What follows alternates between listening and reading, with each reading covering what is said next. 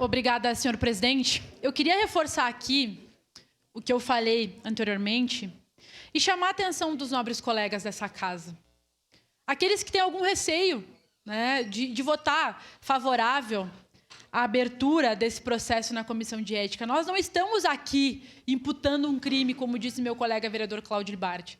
Nós estamos dizendo que justamente todos os elementos trazidos, inclusive pela vereadora Daiane, pelo vereador Fantinel, pela defesa, precisam sim serem esclarecidos na Comissão de Ética, porque é da nossa competência.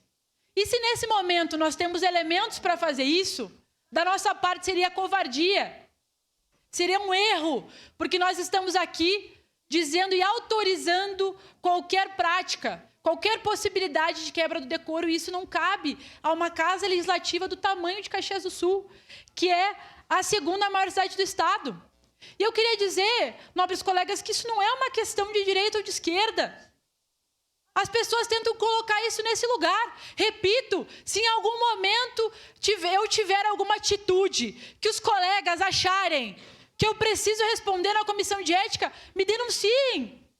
Eu não tenho medo, podem me denunciar. Não tenho receio em relação a isso.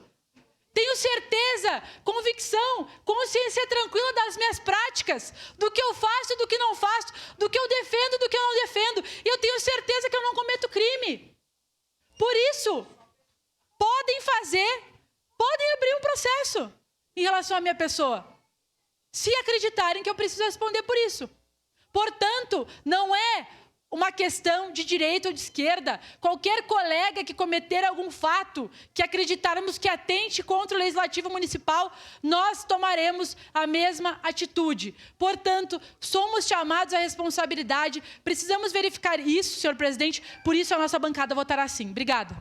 Obrigado, vereadora. Quero saudar também a presença do presidente da UAB, Valdir Walter.